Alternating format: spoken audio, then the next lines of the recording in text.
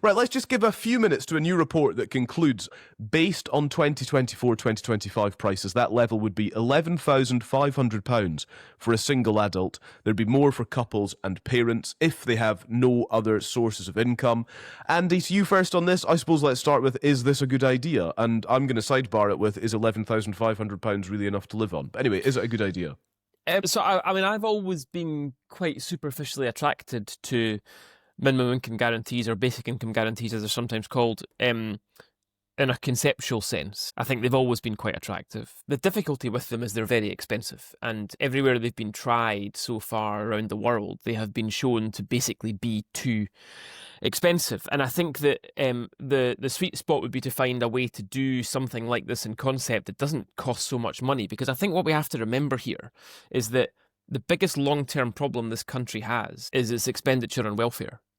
And it is an outlier in that respect, especially working age benefits. This is unique in the UK, in Europe, in terms of the amount of money we spend on benefits for working age people. So we spend twice the amount of money on benefits for working age people as we do on defence. All this chat we've got about NATO requirements and 2.5% and all that sort of stuff, we spend twice the amount on working age benefits as we do in defence.